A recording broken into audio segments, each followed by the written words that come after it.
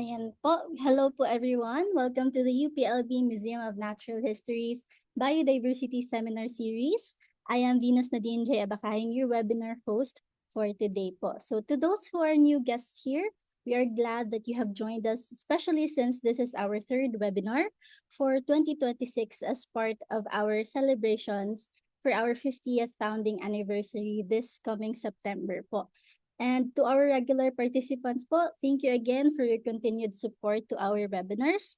And before we begin, let us have a rundown of our webinar rules.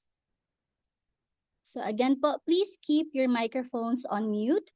Next, turn off your cameras and then use the chat box to raise any concerns sa ating host. And then questions directed to the speaker will be entertained later po during the Q&A session. I would also like to remind everyone that the whole activity will be recorded and later uploaded in our YouTube channel. So youtube.com/UPLB Museum. So to officially start, I am glad to introduce our speaker for today. He's a botanist and was a museum researcher in the Botany and National Herbarium Division of the National Museum of the Philippines for more than 12 years.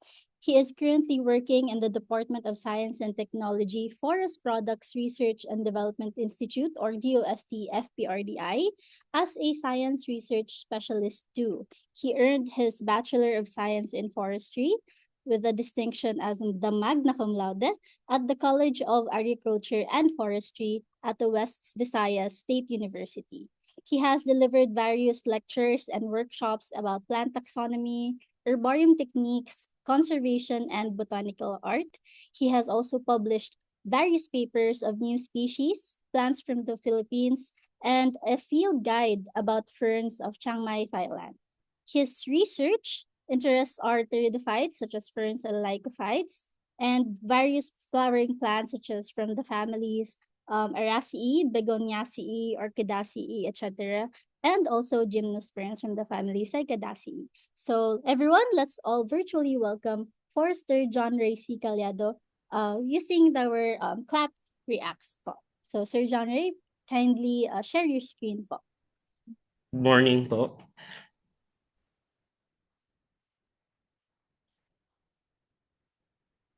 Okay, I would like to share my presentation now.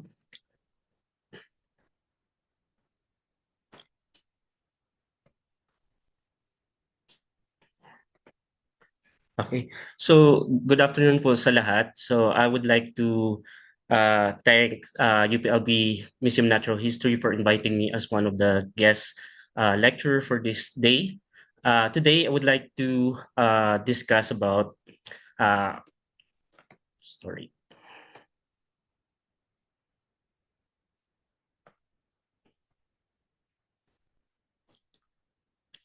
Discuss about not your typical grass, taxonomy and diversity of Philippine bamboo. So typically, as a botanist, before I worked in the National Museum, ito yung mga group ng plants na iniiwasan ko, mga grass, especially bamboo. Kasi from afar, at kahit lapitan natin sila, parang walang pagkakaiba-iba.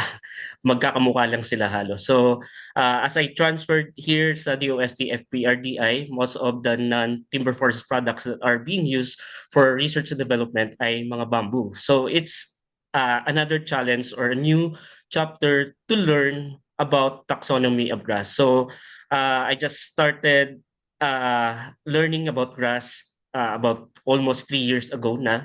So continuously, kahit ako, nag-learn pa rin ako about sa diversity and taxonomy ng mga bamboo.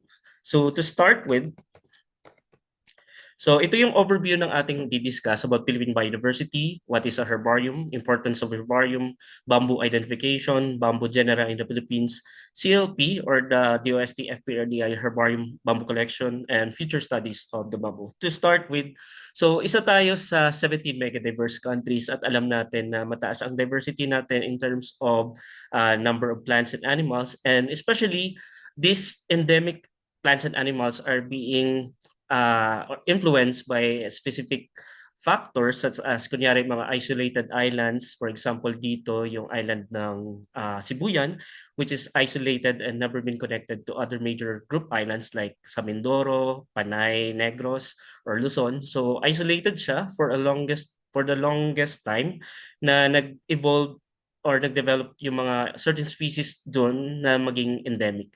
And then for edaphic isolation, so for example, yung mga substrate that are hazardous sa ibang plant group ay preferred substrate naman ng ibang specialized plants. Like for example, mga carnivorous plants and other limestone loving plants. So yun yung nag-isolate sa kanila at kung saan they have limited range. Kung saan lang yung patches ng specific soil or substrate, dun lang sila tumutubo. And another thing na mataas yung diversity din natin sa Pilipinas because of what we call the sky islands. So ito naman, yung mga forest natin above the clouds, kaya tinatawag siyang sky islands kasi there are specific humidity, temperature, mga rainfall na kailangan specified dun sa particular plants. So these three edaphic isolation, isolated islands, and sky islands ay also affected the diversity ng mga native and endemic bamboo species natin. So later makikita natin yung iba-ibang genera or species that are confined to a particular island or other substrate.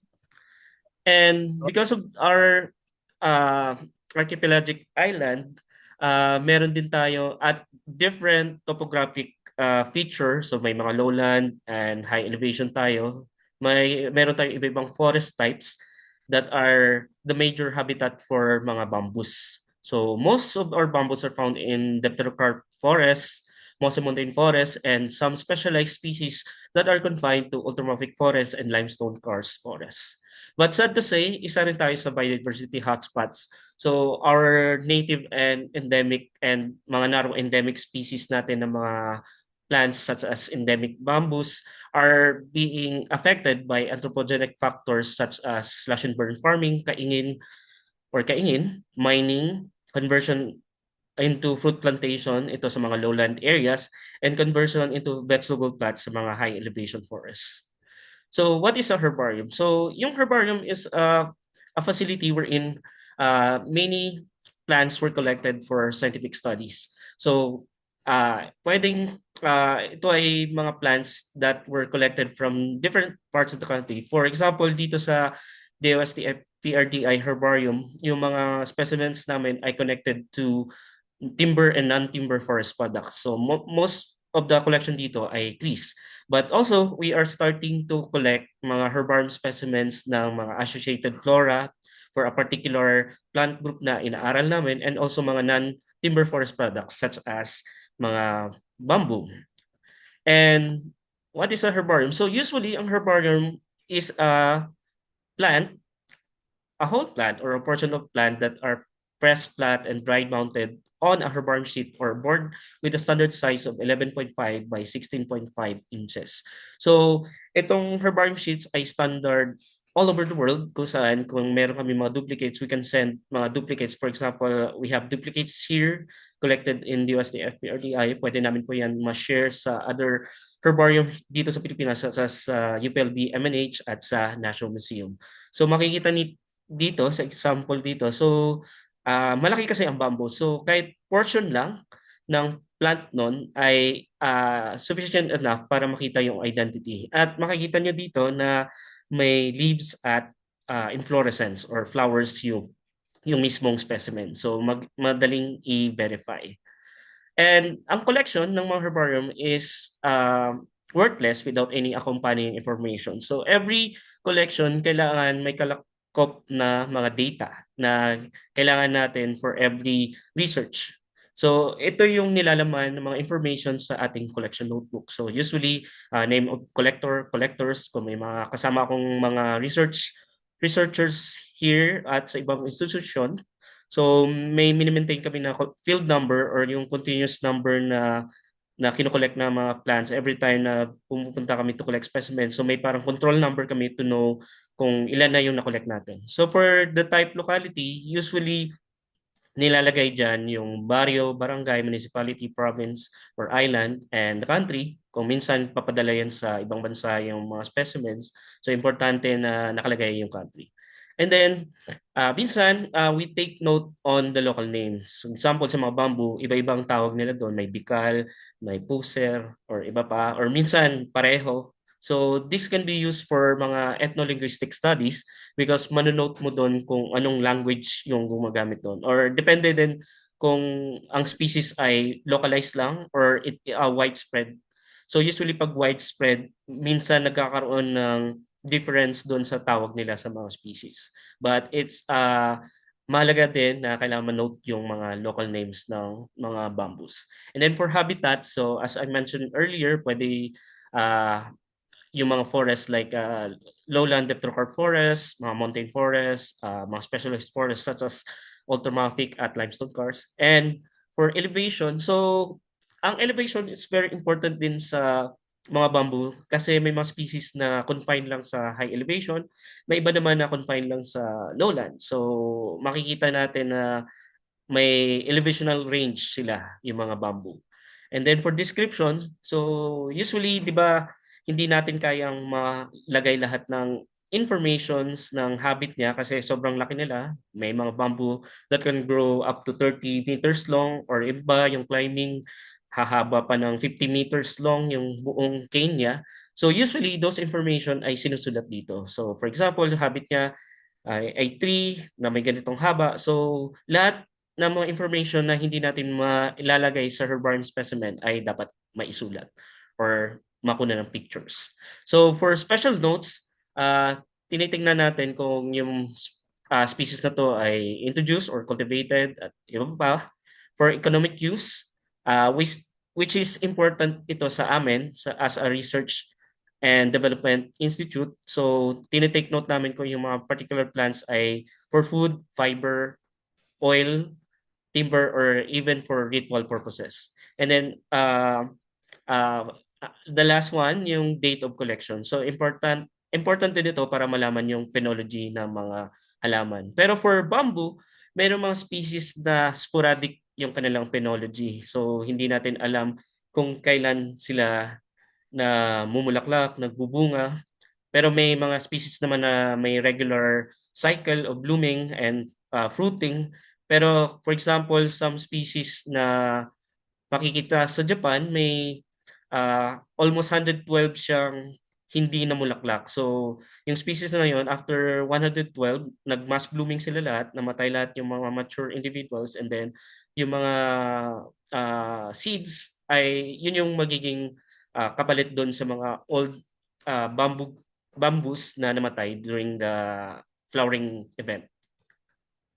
So, important ang herbaria at mga plant specimens dahil ito ay storehouse ng botanical collection which includes mga type specimen for taxonomic research. So usually, ang ating mga type specimen ay deposited sa National Repository natin, which is the National Museum. So it is under the Republic Act 10066 or the Heritage Act of the Philippines. So lahat ng mga type specimen ay dapat nakadeposit doon. So usually, kung may mapapublish man kami na bagong species, mga isotypes yung nasa uh, herbarium namin. At yung ibang isotype, pwede namin ibigay sa other herbarium.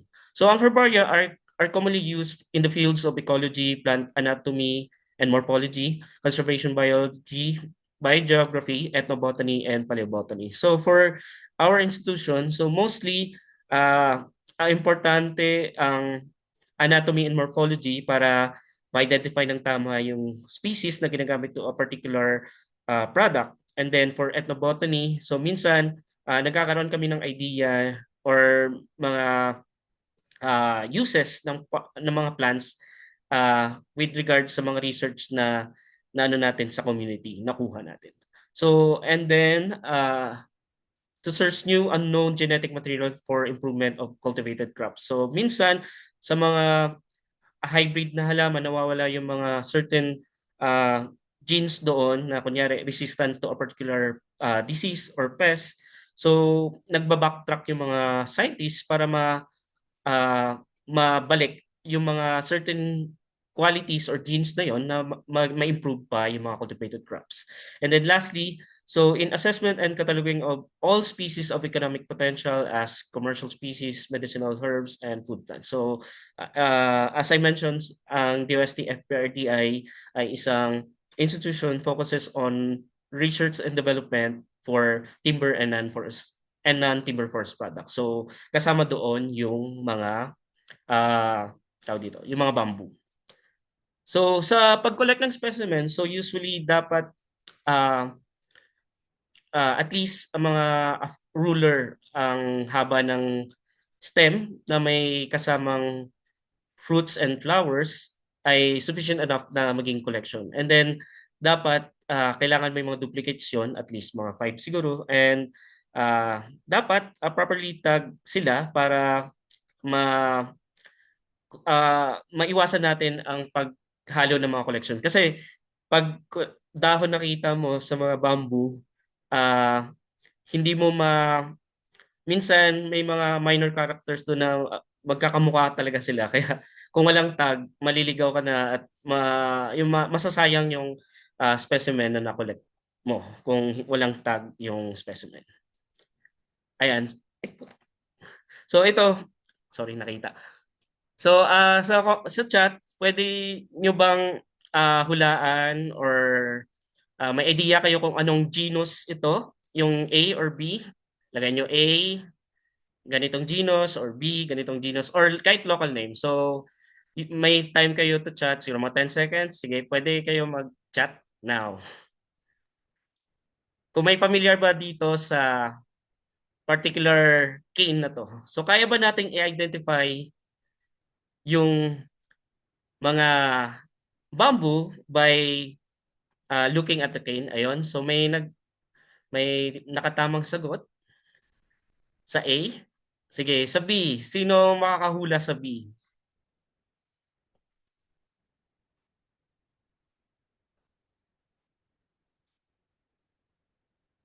So usually then, mahirap i-identify yung mga cane pag wala na yung calm sheet. So makikita nyo dito, linis na yung mga calm sheet na mga kawayan. Kaya medyo mahirap silang i-identify. Okay, so yung mga sagot dito ay yung A, ito ay genus Certocloa or yung endemic genus natin na Certocloa. While yung B naman ay Dinocloa. So kasama ito sa mga climbing bamboo. Okay, another activity, kaya ba nating i-identify yung mga bamboo gamit ang dahon? Ayan. So sa tingin nyo ba, isang genus lang ba sila or several genera? So pwede kayong mag-comment dyan sa chat kung kahit anong genera ng mga bamboo na familiar lang sa inyo. Kasi siyempre, hindi pa natin alam kung anong mga genera. Okay, yung chat is open. Kung may ma-comment kayo dito na genera.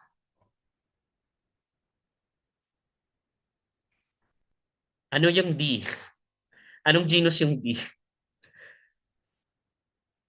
So halo-halo po sila. May iba climbing, may iba ay erect. So dalawa dito ay erect, dalawa dito ay climbing. So may nagtanong sa chat kung climbing ba sila or erect bamboo. So later i-discuss din natin about erect and climbing bamboo. Kahit local name, kung ano man ang merong local name ng mga bamboo dyan sa inyo. Kunyari, ayun, Dendrocalamus. Meron, Bambusa. Pero anong letter? Sino si Bambusa dyan? Sino si Dendrocalamus? Ayan, so may 10 seconds pa kayo mag-comment. Di ba, ang hirap, magkakamukha. So, pag dahon lang binibigay, kunyari may verification kami dito na services sa DOST FPRDI.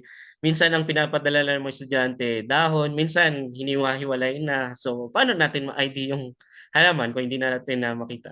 So, yung mga sagot dito ay ito. Ayan. So, yung A ay sa genus na Schistostachys. Yung B Yung Schistostalchium ay one of the erect bamboo. Yung B, Dinocloa, mga climbing bamboo. Dendrocalamus is a erect bamboo and Certocloa is a climbing bamboo. So, napakahirap i-ID ang mga bamboo pag kulang yung specimen. So, dito, uh, for bamboo identification, so may iba-ibang ways tayo para ma-identify yung mga na-collect nating bamboo. So, number one, use of taxonomic keys.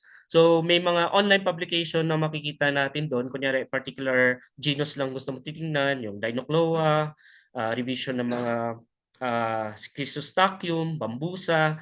So, available online sila. May mga certain publication lang ng mga luma na mahirap i-access. Pero pwede nating i-request kung kunyari may kakilala tayo from or sa mga tawag dito no, kalimutan ko yung platform na yan. Yung pwede mo makuha yung email ng mga authors doon at makahingi ka ng copy. And then for for comparison with herbarium materials, so pwede tayong pumunta sa mga malapit na herbarium dito, kunyari UPLB MNH at National Museum, sila yung mga malaking herbarium. So pero hindi natin sure kung kompleto or extensive yung collection nila with the bamboo. And then meron tayong mga online flora and photo web search kung saan uh, may mga, for example, yung Coast Digital Flora, may mga listahan doon ng genera ng mga species ng bamboo and then may icon doon na parang camera so pwede nyo i-click doon at makikita nyo yung mga species ay yung itsura ng mga bamboo doon. And meron din tayong mga online uh, herbarium such as POWO or the Plants of the World Online at GBIF kung saan pwede nating ma-check closely yung mga iba-ibang species ng bamboo. And then lastly, consult with an expert. So in identifying bamboos, to identify bamboo species, the most important parts other than yung inflorescence at flowers ay yung culm sheets. So lagi for the identification, kailangan natin makita yung calm sheet doon sa mismong calm ng ano. Kasi titingnan natin doon yung ayos niya, kung yung blade ba ay erect lang or reflex pababa. So yun yung mga important characters na makita. So dito makita natin sa illustration, yung sa figure 1, yung bamboo calm sheet. So ito yung general appearance nila. So yung calm sheet sa baba, meron siyang pwedeng may presence or absence ng auricle or parang tenga at tongue or ligule. Ang ligule ay nasa baba ng blade. So, ito yung blade. So, usually, ang common use ng calm sheets na to ay pinoprotektahan niya yung young shoot ng bamboo para kasi malambot pa sila niyan, hindi pa sila matigas or matibay. So same with the figure number 2, so halos same din pero lumiit lang yung feature dito at umiiba yung feature lang sheet body, yung presence or absence ng ligule or auricle at saka yung blade or yung pinakadahon na mismo. So makita natin dito sa rightmost yung iba-ibang outline ng mga count sheets. So usually the basic outline nila ay triangular. So including or excluding the blade ay more of triangular yung form ng mga calm sheet natin. So dito, ito yung mga iba-ibang young shoots at calm sheets ng different genera sa Philippine bamboo. So representative lang to. So for example, yung endemic genera natin or genus natin na Certocloa, mga climbing bamboo natin na Dinocloa at yung erect bamboo na Schistostalchium.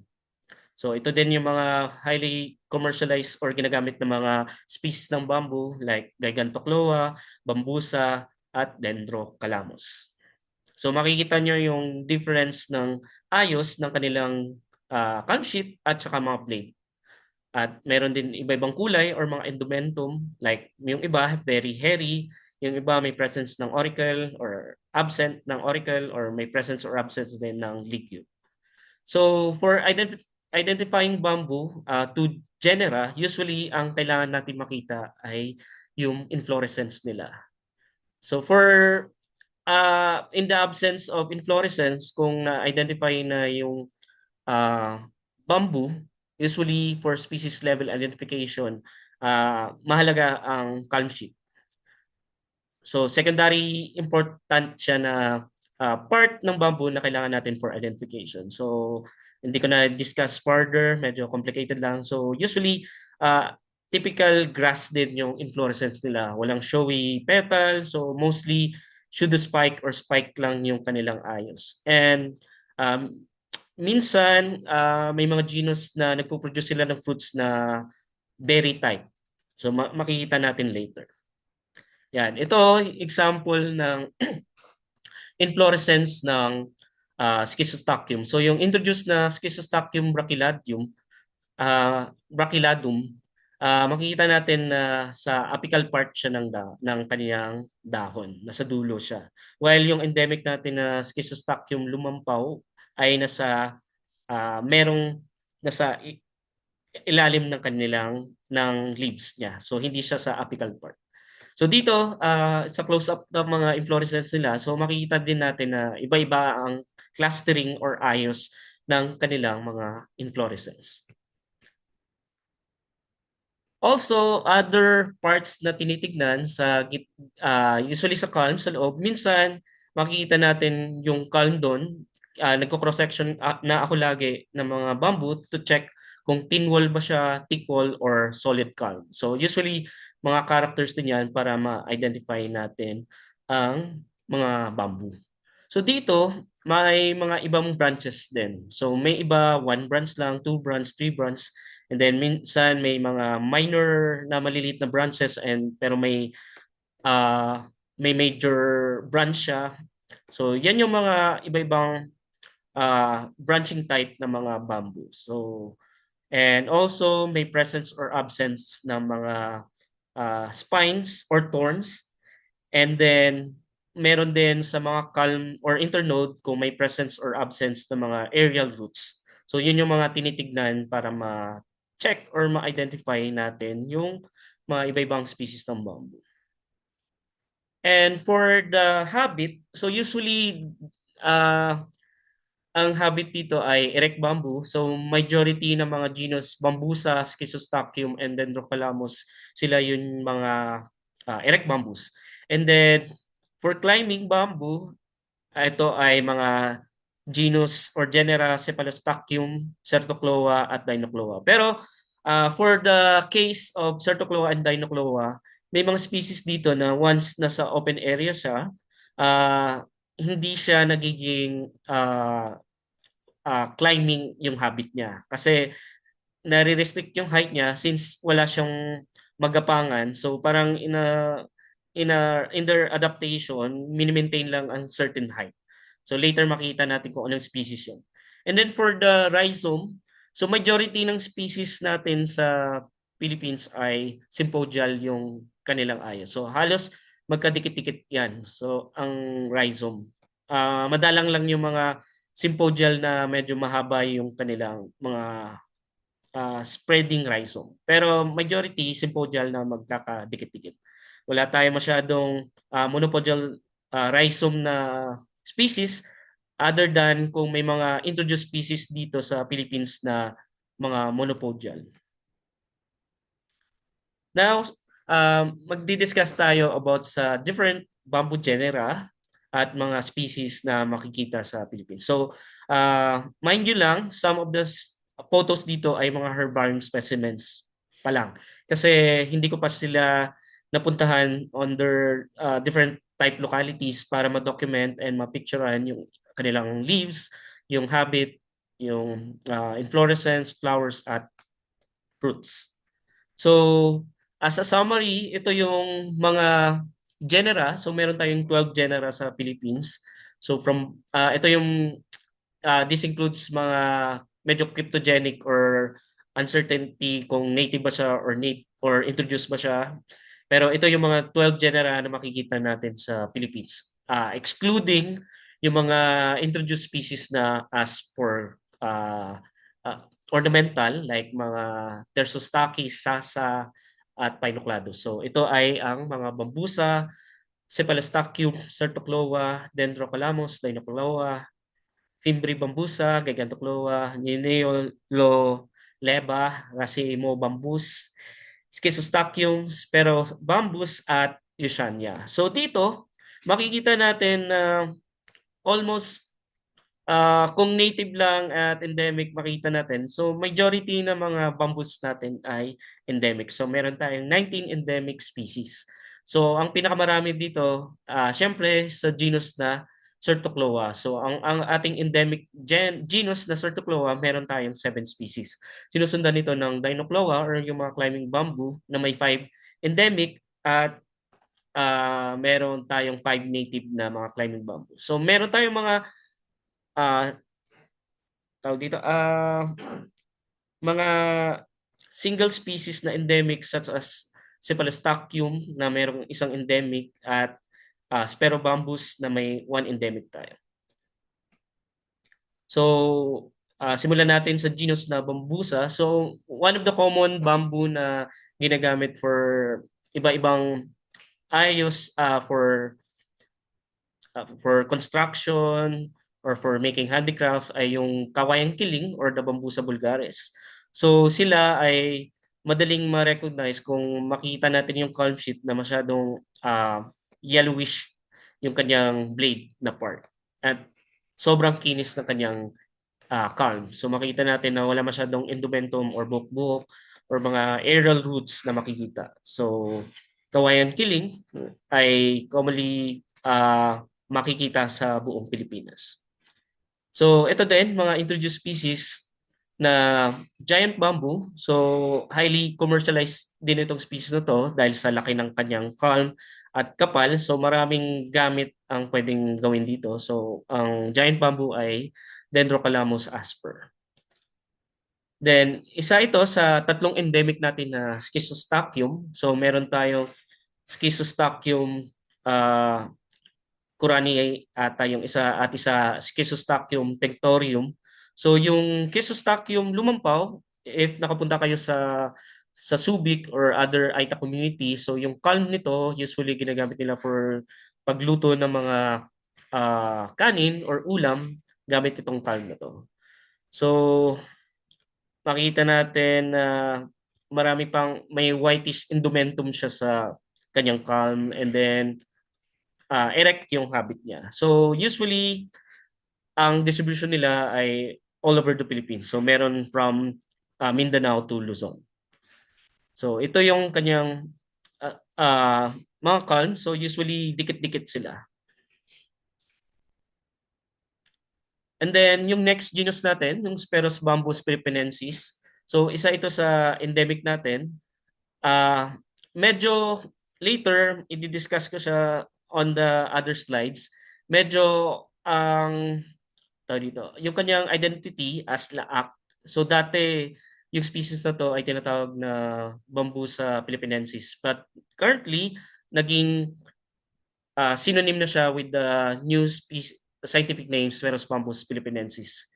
So, ang habit nito usually ay mga more of clambering sila ng mga species.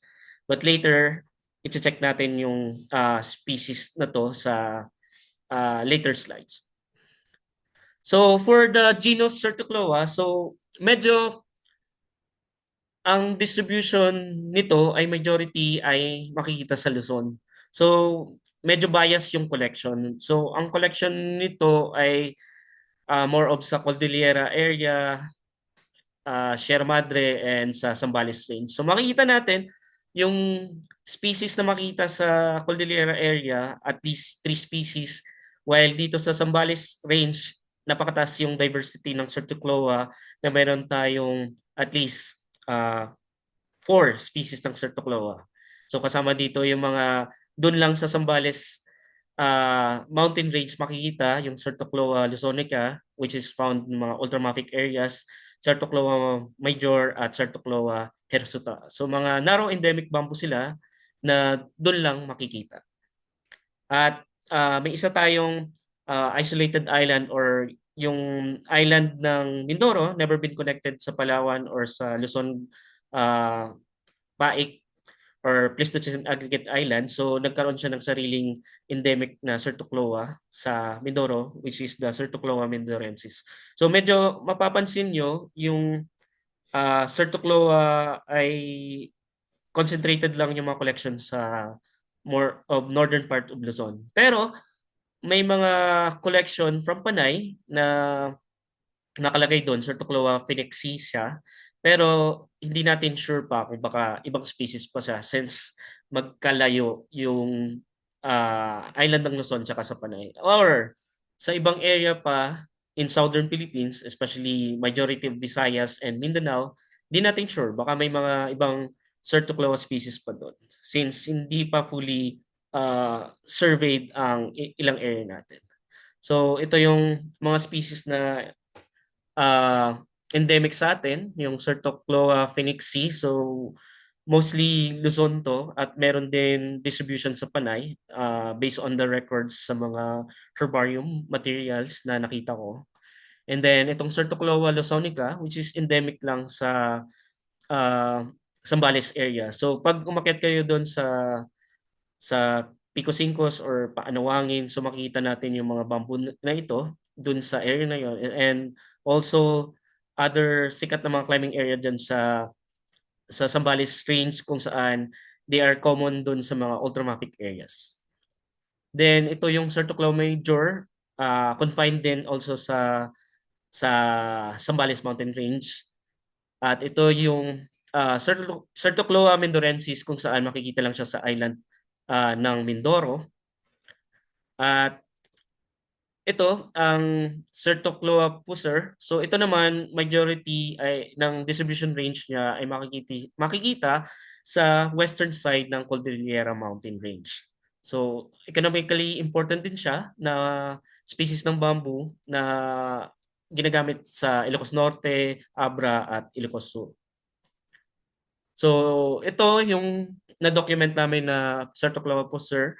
So, makikita natin yung distinct na leaves nila. So, usually, inequal yung base nila. So, may isang round base na nagko-curve upward and then may oblique side siya na straight lang pababa. So, usually, lahat ng Certocloa, ito yung leaves nila.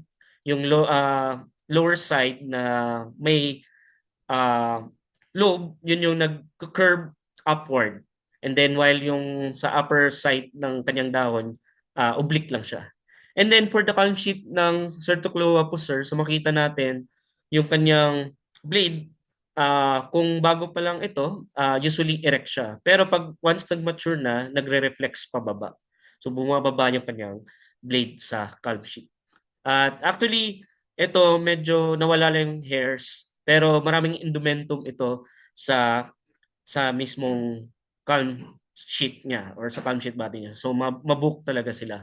And then one thing na na-observe ko sa mga genus Certocloa, ang kanilang calm sheet ay persistent. Kung kunyari hindi siya gagalawin or walang nangyaring uh, tawag dito wash out ng flash flood, yung calm sheet nila ay persistent. So hindi sila nalalaglag kusa. So kailangan may outside force na ma ano sila na matanggal. So usually persistent. Another species yung Certocloa tupingi. So makikita nyo dito sa illustration ng base nila. So may one side sila na may medyo oblique yung kanyang base and then may lobe yung isa. So yung lobe part, yan yung nagko-curve upward. So yun yung distinct sa dahon nila. So dito sa Certocloa tupingi, so ma-observe natin sa isang location dito sa Mount Pamintinan Natural Park. So pag umakyat ka doon, yung mga lower individuals, usually ang habit nila ay medyo viney sila. So nagiging vine sila dahil sa, kunyari, nabubuhay sila under the canopy ng mga ibang mataas na puno. So kailangan nilang maghumaba. So once na humaba sila, may tendency na mabigat na yung dulo. So bumabalik siya pababa. And then yung active meristem part niya ay tutubo ulit ng additional erect na part.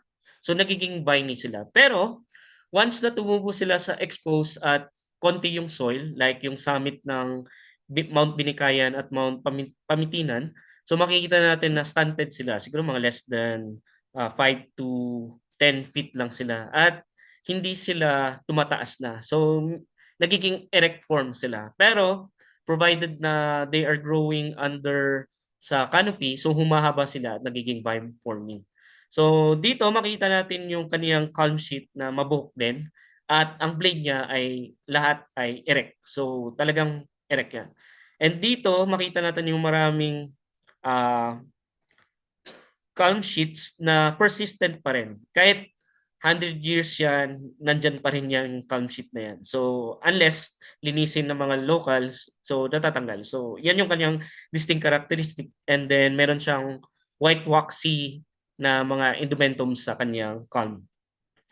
So, another genus, mga Dinocloa or the climbing bamboo. So, yung Dinocloa acutiflora, ito usually yung pinaka-widespread na lowland climbing bamboo. At ito, ang usual habit nila, so ito yung mga branching habit niya sa calm. And then, nagpo-produce sila ng berry type ng fruit. So, ito yung makita niyong green na bilog. So, yan na yung mature na fruit niya.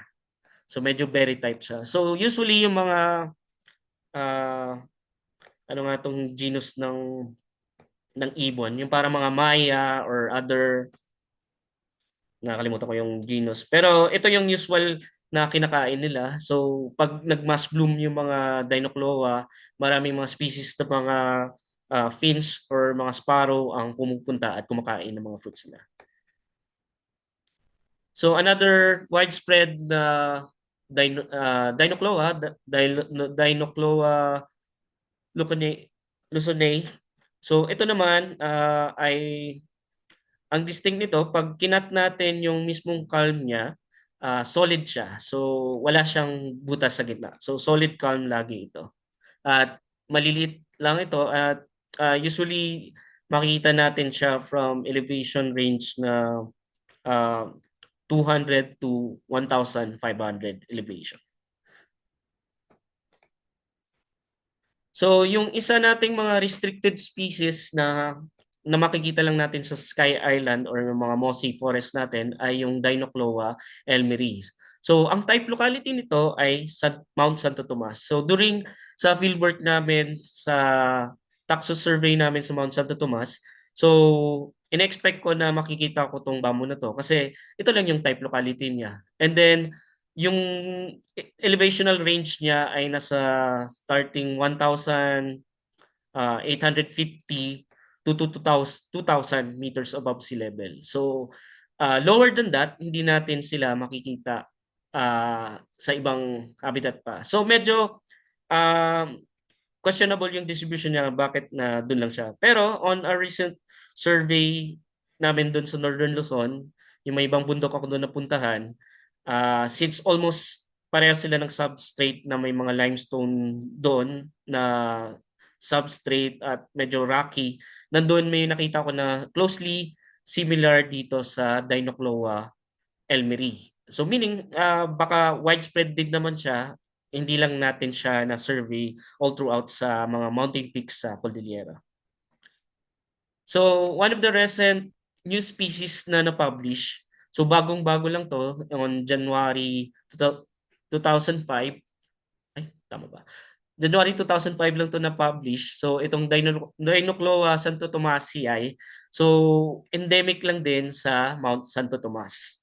So makikita natin mas na iba yung kanyang calm sheet. So ang calm sheet niya actually was compared with the calm sheet na Acutiflora na closely related sa kanya.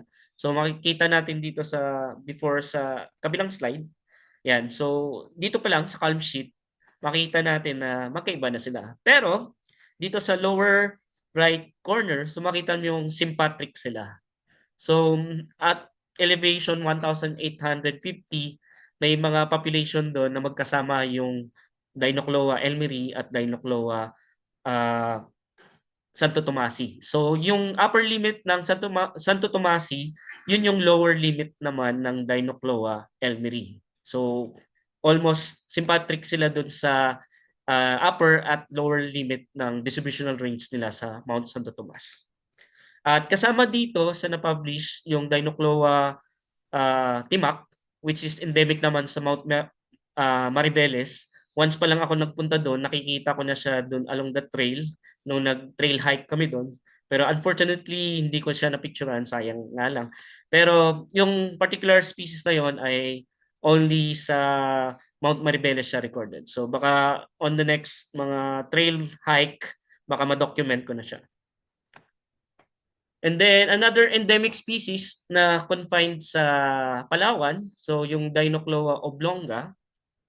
So ito ay endemic lang sa Palawan. But uh, on the recent mga gala-gala or mga punta sa mga bundok sa Panay and Mindoro, so may nakita akong population doon na closely resemble yung kanilang calm sheet sa, so makita mo dito sa lower left corner yung kanyang parang pilik mata na hairs sa auricle niya. So distinct siya na ganyan kalalaki yung kanilang auricle. So before, endemic lang siya sa Palawan, and mostly they are confined sa ultramafic substrates. So lahat ng ultramafic substrates sa Palawan, makikita natin itong Dinocloa oblonga.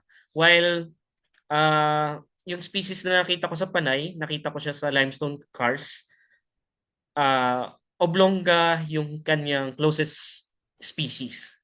So meaning, it could be na hindi siya endemic but hindi lang fully na survey or na document yung ibang distribution ng mga ng species na to. Another endemic species na makikita sa Palawan, Dinocloa palawanensis. So far, hindi ko pa siya nakita sa ibang island groups unlike yung Dinocloa oblonga. So this particular species, sympatric siya sa Dinocloa oblonga. So mostly ultramafic area sila, tumutubo. Pag nasa open area siya, medyo scrambling yung kanyang habit. So dito sa upper right corner, makita nyo na since wala siyang magapangan na trees, hanggang yan lang yung kanyang ano. But same with Dinocloa oblonga, pag tumubo sila near forest edge or under the canopy sila, mas nagiging prominent yung kanilang habit na climbing habit. So makita niyo yung calm sheet ng Dinocloa palawanensis na medyo uh, glabrous siya, wala masyadong hairs or other endomentum.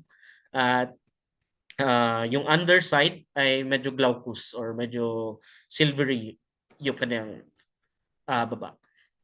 Another genus, which is also found in Mount Santo Tomas. So, doon sa Mount Santo Tomas, tatlong species na ng native na bamboo ang makikita natin doon. Dalawang endemic sa near the summit ng Mount Santo Tomas, yung Dinocloa Santo Tomasi at Dinocloa elmeri, while yung Primbi bambusa horsfieldii ay makikita natin sa lower elevation niya. So usually below 900 to up to 200 to 900 elevation range. So medyo malawak yung elevational range nito. At ang distinct dito sa bamboo na to, pag nakita natin yung leaves niya mismo, may auricle siya na fimbriate. So parang may mga buhok-buhok yung kanyang auricle sa dahon. And then, yung calm sheet dito ay same din ng mga Certocloa, pero unlike sa Certocloa, yung kanyang blade ay kusang natatanggal. But the main calm sheet body ay attached pa rin dito sa kanyang calm. So makikita natin na yung center part, basal part lang ang attached, while yung yung other side ng kanyang uh, ng calm sheet ay medyo na-detach siya, but persistent pa rin yung calm sheet. And then meron din siya mga waxy white na endomentum sa calm niya. So ito nga yung distinct ano.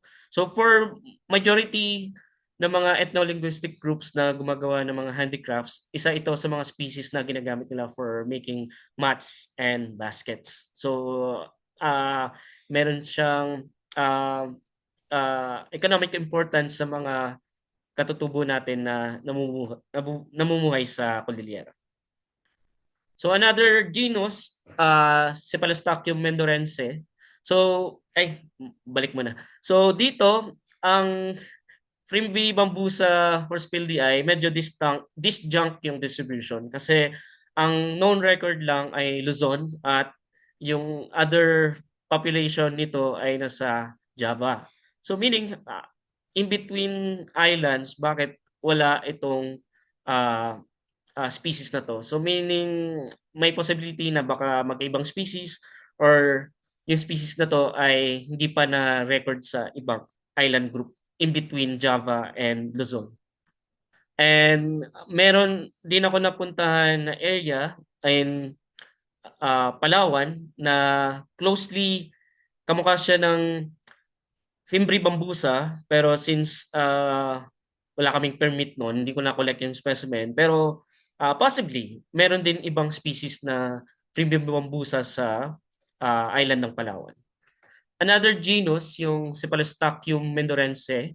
So, mendorense. So, yung genus na to ay sa Mindoro lang. Pero some record shows na tumutubo rin pala siya sa Bicol area. Pero last week, nag-fieldwork kami sa Bicol, pero unfortunately, hindi namin na-encounter yung species na to, yung Cephalostachium mendorense. And then, the last genus na i-discuss ko, yung Yushania Nicaea mensis.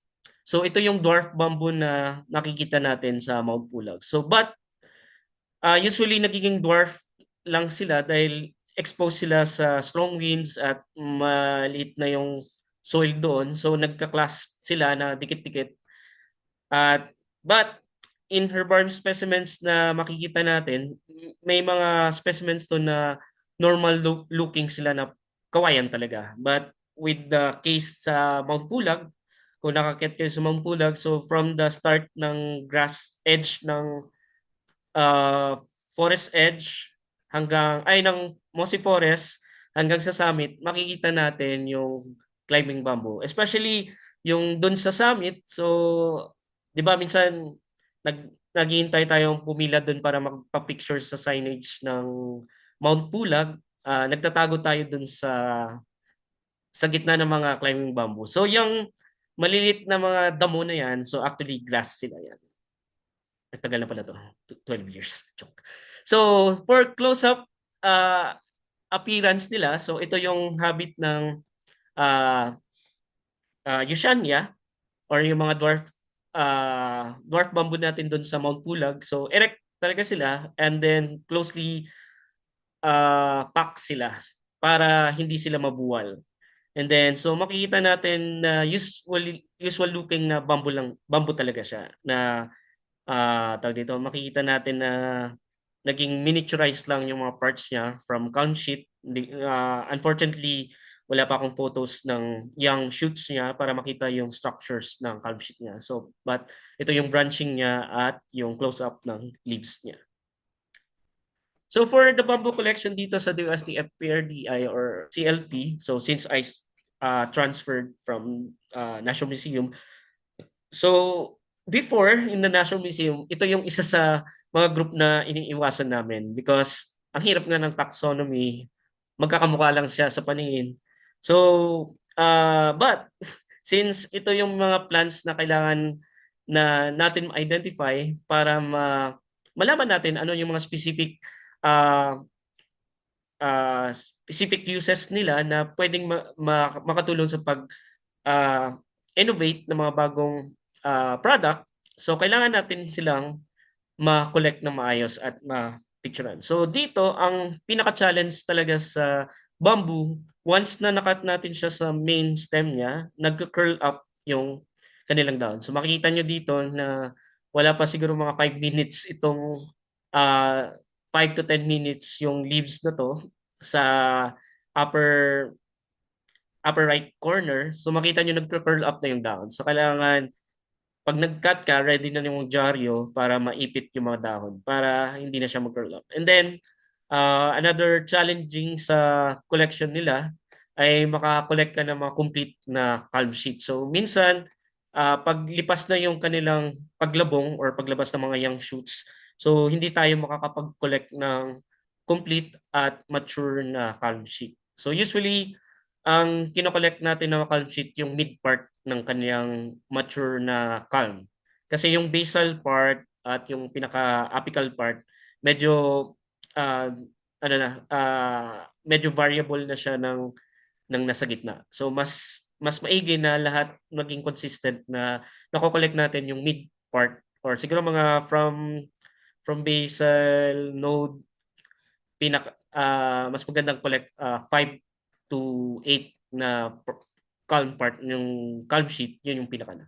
So ito yung current na mga na-collect nating mga specimens. So may mga chance na nakapag-collect tayo ng mga specimens na may inflorescence. So mas maigi or mas madali nating ma-identify yung species. But unfortunately, to those collection natin, majority talaga ay calm sheet lang available. So makita natin dito na iba-iba yung general shape ng mga calm sheet ng mga iba-ibang genus or species ng bamboo. So kailangan i-maintain rin natin yung kung ano yung ayos. So majority dito naka-erect lang yung blade. So usually erect yan.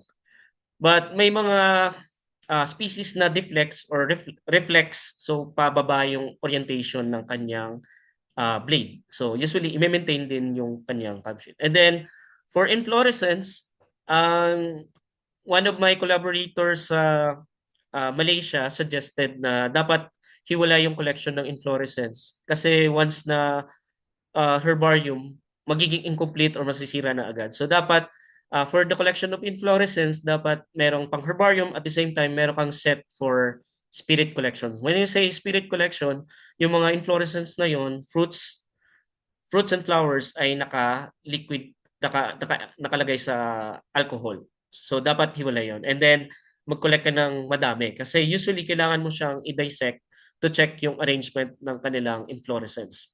Because doon mo malalaman or ma-identify yung iba-ibang species. So usually may mga cryptic species na halos general appearance nila magkamukha lang pero when it comes to their inflorescence or flowers, magkaibang species pala sila. So, ongoing yung collection. So, marami ako doon na katulad nitong dalawang specimen na to, parehong na-collect sa Quezon Protected Landscape. Hanggang sa ngayon, hindi ko pa rin siya malagay kung saang genus, species siya ng Dinocloa or yung mga climbing bamboo. Kasi since yung mga reference, like for example, yung mga auricled na may mga parang eyelashes na na attachment doon ay morely common sa ibang area pero for Luzon wala masyadong ano. So kailangan ano pa kailangan pa ng maraming collection and observation and documentation ang gagawin para ma-determine natin kung anong species na to. On the recent for future studies for bamboo, so ito yung last topic natin. So for fieldwork and research, so talagang overwhelming pa rin sa akin yung pag-aaral sa kanila kasi minsan may mga range of individuals sa isang locality na kung nangyari, na-collect ko ito sa particular individual tapos may katabi na naman, medyo slightly different siya. So, ah hindi, tawag dito, kailangan nating i-photo document at the same time mag-collect ng mga herbarium specimens. So, kailangan so yung nakikita nyo dito, so ito yung mga features na kailangan natin picturean at i-collect natin as specimen. So dahil sa pag-start ko and aware naman yung mga colleagues natin, so minsan may mga fieldwork sila sa ibang part ng Pilipinas and nagpapadala na sila ng mga photos. So this particular photo last year pinadala sa akin ni Danny and Michael Calaramo. So dito pa lang sa calm sheet pa lang based on the herbarium specimen na nakita ko and observed all ng mga Philippine climbing bamboo na Dinocloa, wala siyang kamuka. So, kailangan namin i-document siya. So, pinuntahan namin doon para ma-document kung anong elevation range siya, ano yung habitat preferred niya, tapos ano yung mga range ng features niya, like for example, itong calm sheet. So, dito, ang pinaka-unique sa kanya, yung calm sheet niya, yung general appearance niya, squarish siya. So as I showed earlier sa mga illustrations, yung mga general appearance ng calm sheet ay more of triangular. So pa-triangular. Pero ito, uh, squarish yung pinaka main calm sheet body niya. The closest species na pwede ko i-compare siya ay yung Dinocloa palawanensis sa Palawan na more of squarish din halos yung kanyang ano. But uh, my colleague from Malaysia suggest na kailangan ma-document yung flowers or inflorescence nito kasi di natin alam baka ibang genera pa siya or other genera na undocumented for the Philippines or most probably baka bago pa. So dito nakikita natin yung leaves niya, yung underside medyo ano din, medyo glaucous or silvery, yung upper side green, the underside medyo glaucous. Yung culm sheet niya sa mature culm niya may maliit na butas lang siya. Unlike sa ibang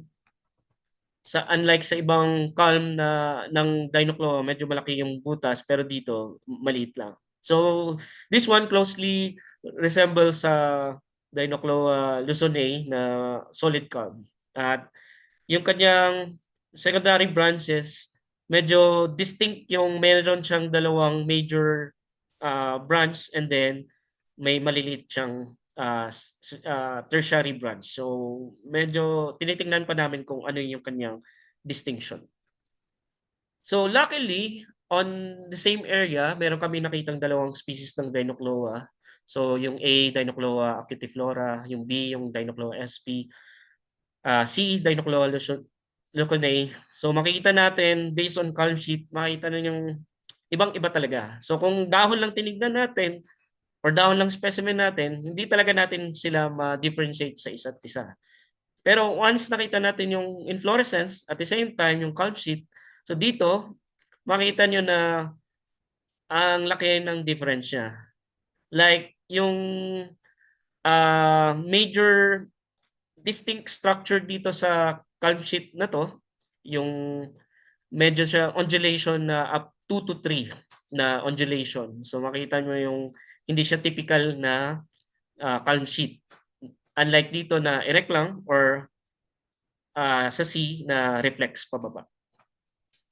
Another species ng Dinocloa na document natin somewhere in the Philippines. So medyo halo siya ng characteristics ng Certocloa at Dinocloa. So medyo mahirap din i-decipher kung anong genus siya since wala tayong specimen. At the same time, wala tayong inflorescence, flowers, at fruits na data. But one of the distinct, malaki siyang species ng Dinocloa na umaabot siya ng siguro mga 50 to 70 meters yung buong cane niya na mature at scrambling siya all over the canopy ng forest. Yan, so makita natin na persistent din yung calm sheet niya. So kahit sobrang haba niya, makita niyo yung calm sheet niya, nakatouch pa rin sa yung calm sheet at saka blade ay attached pa rin sa main body niya. So yung close up dito, so makita natin that the blade is reflects downward tapos mas mahaba siya compare sa main calm sheet niya.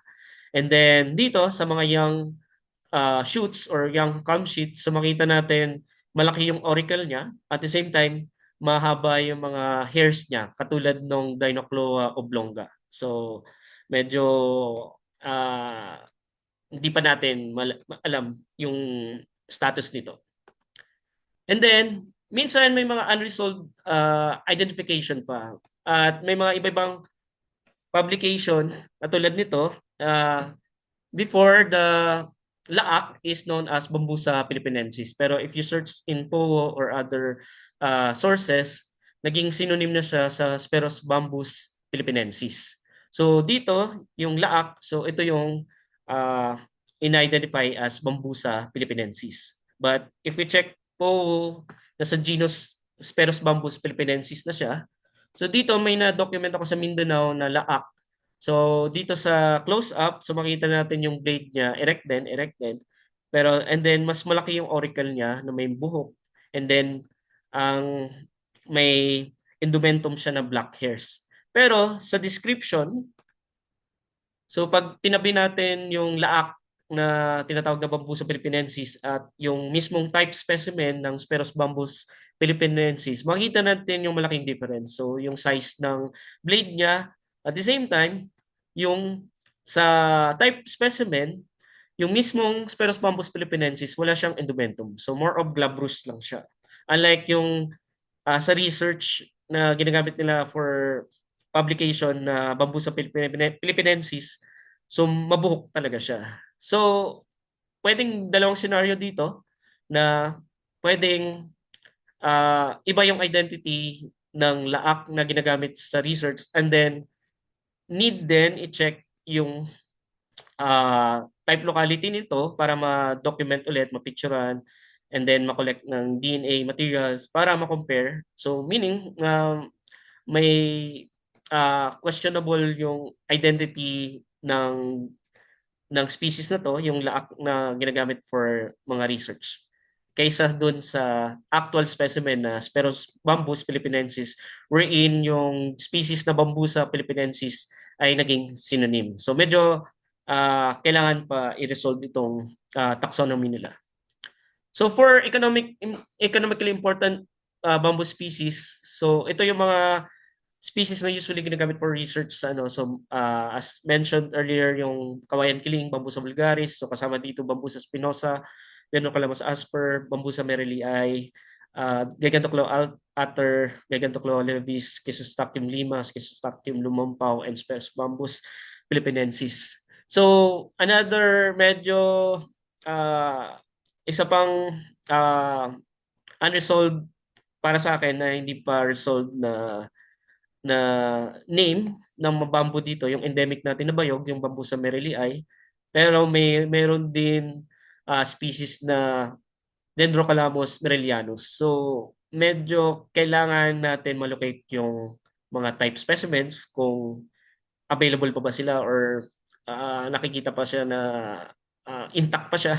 So kailangan, and then balikan yung mga type locality ng Bambusa merrillii or Dendrocalamus merrillianus kung alin doon yung tamang identity.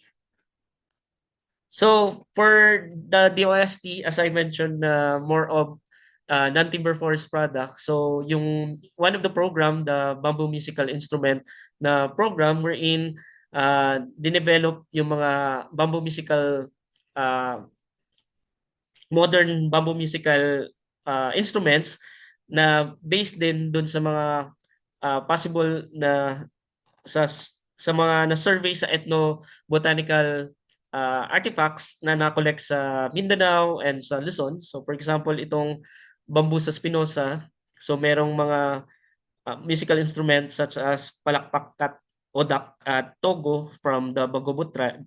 And then sa Tiboli naman, meron sludoy at kumbing with sukong. So ito yung mga iba-ibang ethnographic materials na ginagamit ang bamboo for making musical instrument. And then yung endemic natin na Schistostalcium lumampao, so widespread siya from Luzon to Mindanao. So makikita natin na merong mga artifacts from Luzon and Mindanao, such as itong Togo from the Bagobo. And then another, maraming mga wind instrument at percussion instrument na gawa from the Cordillera. So ito yung mga iba-ibang na document during the BMI project. And the DOST FPRDI are continuously nag-innovate na mga products came from mga bamboo. So meron tayong mga bamboo hand soaps, yung mga charcoal briquette that na dinedevelop for the fuel crisis natin, and then yung shell ng Sulidrum. So ito yung last year ay pinakita na pwede may potential ang bamboo for making mga modern musical instrument. And then, another research na wala pa masyadong sigurong, or meron naman, depends on sa plant, animal taxonomies na, for example, yung si scale insects kay Sir Mandy. So, yung scale insects niya makikita sa loob ng calm sheet. So dito, na dinodocument ko rin yung mga associated fauna na nabubuhay within or sa close proximity sa mga climbing bamboo or any bamboo. So dito, makikita nyo na symbiotic relationship yung Hemiptera at mga ants na hindi sila nag-aaway-away. Hindi ko alam kung either may nectar itong Hemiptera na nilalabas na nagiging food ng ants. So, hindi ko alam yung identity na to. Yung identification nila, syempre, kailangan natin ng collection permit para ma-collect sila at para ma-identify. So, I hope na nakapagbigay ako ng medyo broad na insight about the Philippine bamboo diversity, taxonomy and diversity. So as I mentioned earlier na isa tayo sa mega diverse country, pero we are also a biodiversity hotspots wherein less around 20% na lang yung remaining forest cover natin. But at the same time, majority of it ay hindi pa fully surveyed. So kahit nga yung mga protected areas wherein binabalik-balikan namin every time na bumabalik kami doon, nakakapag-document kami ng mga species ng plants or bamboo na wala pang name or unrecognized pa siya. So kahit mga disturbed areas, since highly adaptable yung mga bamboo, pwede pa natin silang makita doon. And then, hopefully, may magkaroon ng interest na pag-aralan din yung taxonomy ng bamboo sa Visayas area and Southern Luzon kasi medyo bias yung mga endemic na bamboo ay nasa Mindoro, Palawan, and Luzon lang. So medyo miss out yung area ng central part ng Philippines, the Visayas, and the Mindanao area. So most probably, marami pa doon na undocumented species of bamboo. And that's all. And maraming salamat po. Thank you.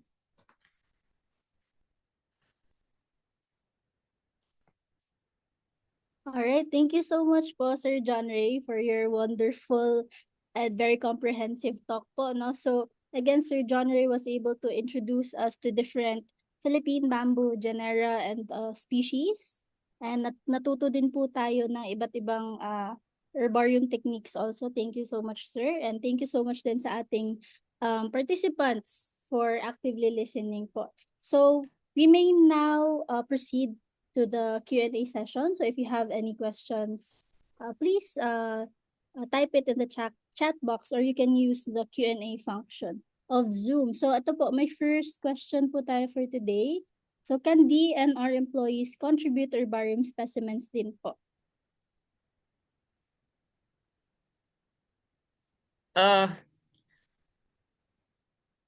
DNR employees po, yes po. Maganda po kasi kunyari may mga bumps survey kayo, so may mga bamboo species doon. So maganda po na i-document nyo na rin po, photo document, picturean yung habit, yung calm sheet, kung may flowers or fruits, kailangan picturean. Pero with scale po, kasi mahirap po i-identify pag wala yung actual specimen. So usually pag nagkuha kayo ng photos, lagyan nyo ng scale with ruler or tape measure para makita natin yung actual size niya. And then, ayun, kung hindi naman siya destructive kasi kukuha ka lang naman yung calm sheet, yung portion ng leaves niya at inflorescence. So kung properly prepared po yung mga herbarium po with the data ng inyong field notebook, pwede po kayong mag-deposit dito sa amin at ma-identify din po yung mga species na makikita sa BAM area nyo or sa protected area na sinasurvey nyo po.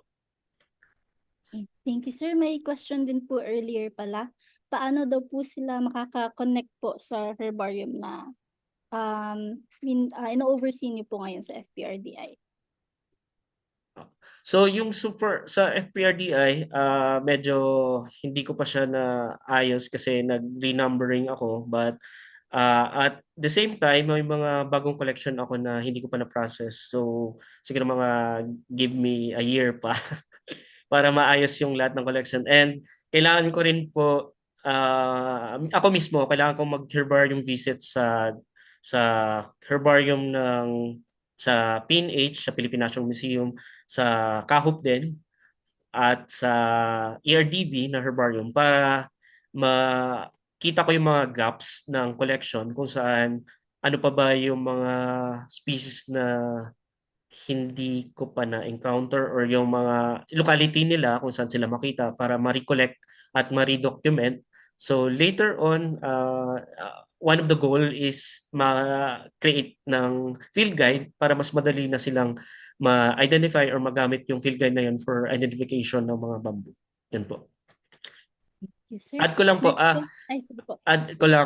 if hindi pa available yung herbarium namin, pwede kayo mag-request through email sa iba-ibang institution like yung KAHUP or the UPLB MNH, ARDB Herbarium, tsaka yung National Museum PNH Herbarium. Magre-request lang kayo ng letter to check yung collection nila sa bamboo, and then uh, binibigyan naman po ng ano kung kailangan nyo talagang makita or i-observe at i-document yung mga herbarium specimen ng iba-ibang bamboo species. Yes. And next po is may training po ba kayo on how to do herbarium techniques po at ito? Tanong. Ayan po. So, siguro po sa office namin, pwede naman po mag-request siguro, address lang sa director namin. So, i-search nyo lang po yung DOST FPRDI. Tapos sa contacts doon, check nyo na lang yung pinaka-main email para at ilagay doon yung request nyo, address to our director, Dr. Rico J. Dr. Cabangon po, Rico Cabangon. Sir, next po, do you also think that Bukawi, Bulacan was named after Bukawi or Sir Tucloa? Ayun, most probably, yung kung before na wipe out sila doon, baka yung mga Bukawi na yon ay common doon sa area na yun. So, for sure siguro, the name Bukawi came from the Bukawi na Sir Tucloa Tupingi. Po, next po is, sir, do you have any connections in Mindoro po, like academe? So far, wala pa. And in, tawag dito, sa mga projects namin based dito sa FPRDI, wala pang project na ano doon, na project site. Ay, pero may isa pa pala, pero mga next year pa 'yon. Pero siguro kung may gusto mag-research doon na mga academe about species ng bamboo, especially may nakita akong video ng tama raw tapos puro bamboo yung dinadaanan niya. So baka ay either si Palestak yung Mindorense or Certocloa Mindorensis yung mga species na yun. Pero yun nga, hindi wala akong contacts pa or academe na taga Mindoro.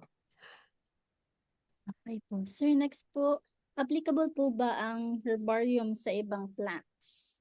Yes po, general naman po na usually uh, yung collection ng herbarium ay for flowering plants, gymnosperm, ferns, lycophytes.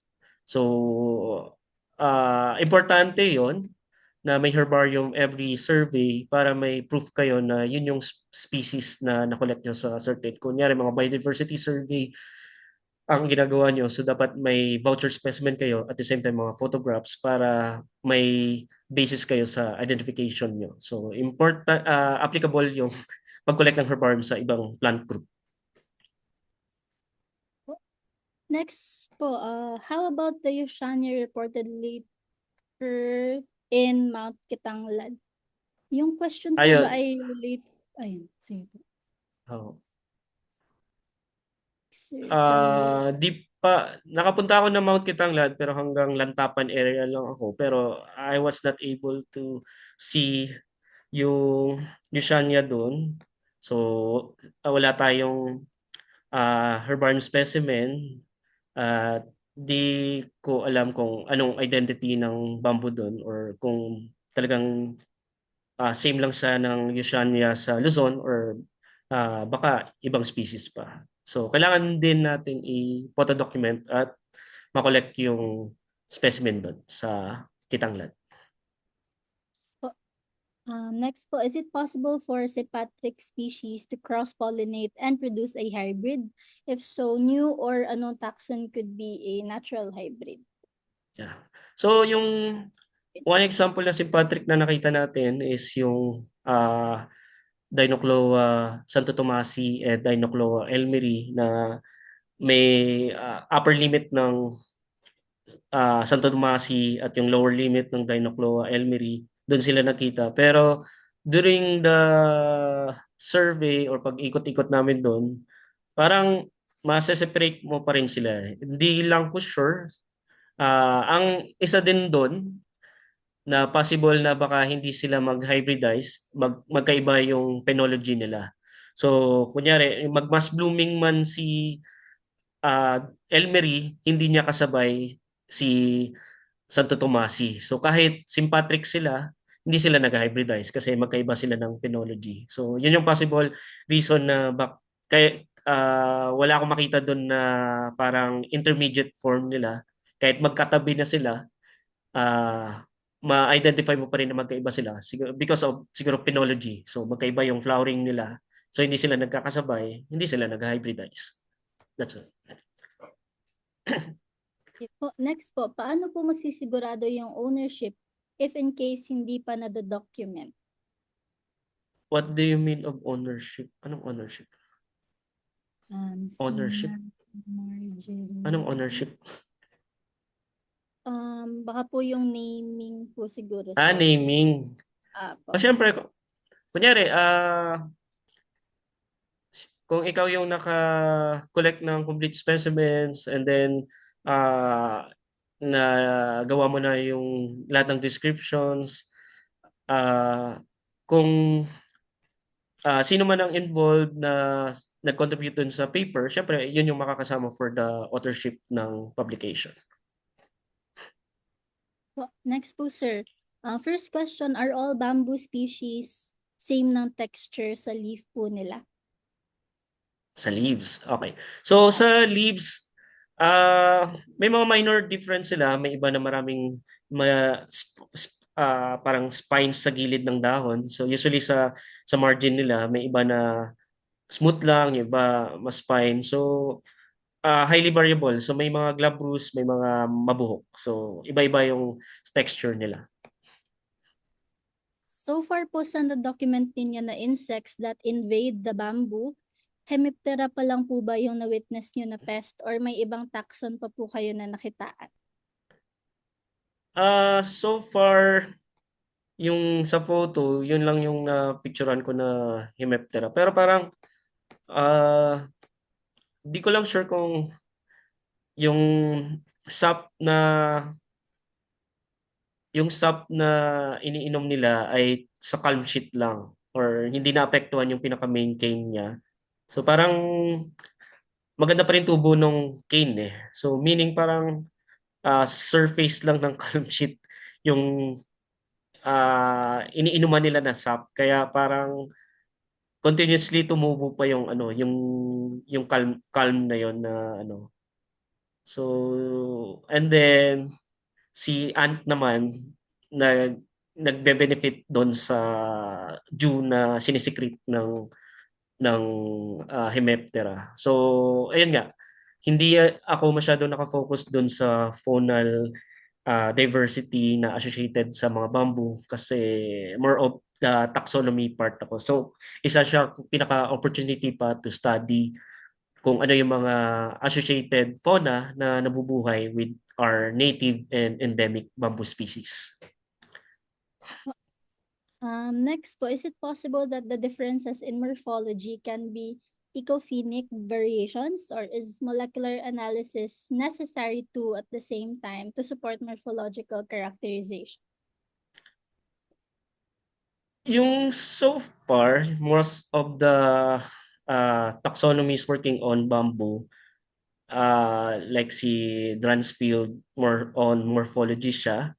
Pero nakikita ko naman based on the specimens na napupuntahan ko at na ano ko na magkakaiba sila. Pero meron pa rin tayong ano doon na pwede pa siyang ma-enhance na magkaroon ng study pa about sa phylogenetic study. So, majority sa Thailand, Malaysia, Indochina na mga species ng bamboo ay na ano na sequence na or ano for the Philippines wala pa, hindi pa masyadong ginagawa. So yun pa yung isang main goal natin na gagawin on the long run in collecting mga different bamboo species pa sa Pilipinas. And then based on sa morphology may mga new species ng bamboo, particularly yung newly described from Vietnam and Laos, wala silang inflorescence, pero based on the phylogenetic study, humihiwalay siya as separate genera. So na-publish nila yung mga new bamboo na yun as new genera based on sa habitat preferred, tsaka sa sa data about dun sa DNA nga na hindi siya naglalump sa other known genera sa Southeast Asia or sa Indochina. So na-publish nila yon na new species at new genera without seeing flowers and fruits. Pero on yung sa inaaral namin na bamboo ngayon, as suggested ng collaborator namin from Malaysia, sana makita yung inflorescence and flowers kung para ma-establish siya kung new genus ba siya or same genus as Dinocloa.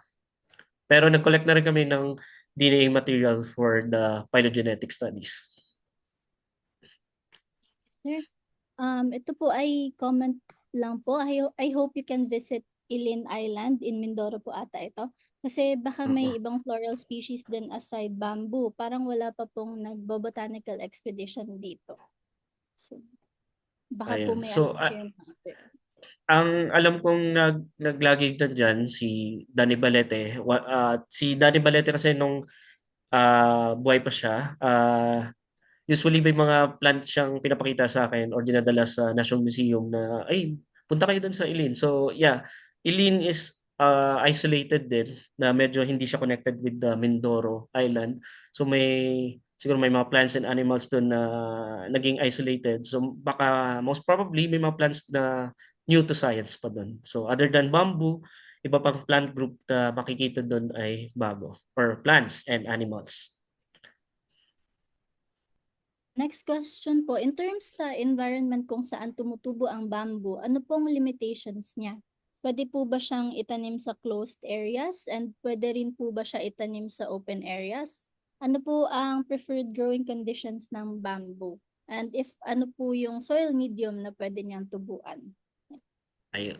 So for mga plantation establishment, ang may mga research dito ay yung DNR, ERDB. So kung gusto mo pag-aralan a particular economically important na mga bamboo species for propagation, hindi po namin hawak yun kasi more of research and development yung studies namin at a little bit of the plant taxonomy. So but for propagation protocols, meron nang nagawa or mga research and publication na gawa yung ERDB. So pwede kang magpunta sa kanila doon kung what particular species. Kasi siyempre, iba-ibang species. Like example, yung mga giant bamboo, mas preferred nilang higher elevation sila. Kaya mas malalaki yung tubo nila doon.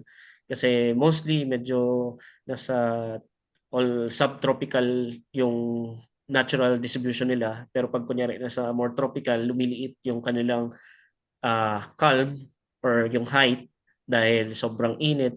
So ayun, so yung mga study na yon ay siguro meron sa DNR, ERDB, more of the propagation part. Next question po, sir. What bamboo species po usually yung kinakain natin na young bamboo shoots? Ayun, so sa species di ko alam kasi syempre kailangan mo i-document yon. But meron sa genus ng Dendrocalamus, yung mga giant bamboo, pwede yon. Mga kawayan tinik tsaka kawayan kiling, pwede siguro yon. At mga Gigantocloa. So parang sa genus ng Bambusa, Gigantocloa, sa genera ng Gigantocloa, Dendrocalamus at Bambusa. Yun yung usual na mga commercial or mga binibenta sa palengke ng mga edible bamboo shoots. Okay po. May pahabol pa po ba na questions from the audience po? Ayun, meron po. Since fast-growing po sila, when are bamboos considered invasive po? Ah, yung tawag dito. For native and endemic bamboo, parang they co-evolved naman sa mga associated flora nila. Hindi sila naman ganun ka rigorous ang growth. So parang since co-evolve sila, coexisting sila ever since. So nagkakaroon ng competition na nagiging balance yung isang environment. Pero one major observation, kunyari sa Mount Santo Tomas, nag-introduce sila doon ng Plagiostakis or basta mga non-native bamboo doon. Tapos na-observe ko nag-blooming na siya. So meaning may tendency in the future na magiging invasive yung mga inintroduce na bamboo doon. So once na naka-adapt niya doon sa particular uh, environment and then nag-produce na siya ng flowers and fruits, yun, may tendency talaga na maging invasive yun. Since ang mga Plagiostochys ay temperate area, so doon sila native, at meron silang kakompetition doon. So hindi siya nagiging invasive doon kasi yung mga co-evolved species niya ay kapareho niyang aggressive sa competition. Pero once na nandito na sila sa Pilipinas, particularly sa Cordillera at sa Santo Tomas area, nagtatanim na sila doon ng mga non-native bamboos. Actually, doon sa survey namin, mas marami pang non-native bamboo kaysa sa native endemic bamboo sa Santo Tomas. So, may possible na they can displace yung species na native at endemic doon sa no. So, highly threatened. Kung kunyari, known distributional range lang ng Dinocloa elmeri and Dinocloa Santo Tomasi ay Mount Santo Tomas, ma-wipe out sila doon kung ma-invade ng ibang species ng bamboo. Okay po, thank you so much po, sir. May pahabol pa po na questions? Last questions? Wala na po. Okay, thank you so much po. We will now be closing the Q&A session po. Thank you again so much to Sir John Ray for his insightful presentation po. I know that the audience have learned a lot today sa inyong presentation. And again, to formally thank you po for lending us your time and your expertise today. We would like to virtually award the Certificate of Appreciation to you for serving as a resource person during the UPLB Museum of Natural History Biodiversity Seminar on Not Your Typical Grass Taxonomy and Diversity of Philippine Bamboo, held via Zoom on May 11, 2026. Ay, wait lang. Parang may nag-raise po ng hand. Napindot lang po ba yun? Or, safe. Again po, thank you so much po, Sir John Ray, and thank you again to our audience for actively participating today sa ating seminar. And to get your certificate of attendance today, you can submit your feedback by going to the link bit.ly/bssfeedback or by scanning this QR code below po. So once you answer the evaluation form, you will receive your certificate of attendance. So hintay-hintay lang po tayo. Can be today or tomorrow po because may limits po ang daily generation ng ating certificate. So again, thank you so much po, Sir John Ray. Thank you so much to our audience for participating, and we hope that you will continue to support the MNH's biodiversity seminar series. So over the weeks po, you can follow our Facebook page, facebook.com/UPLB Museum for further announcements sa ating mga webinars po. So again, maraming salamat po, Sir John Ray. And I hope everybody had a great time po today. You can now answer the evaluation form po. Thank you so much po.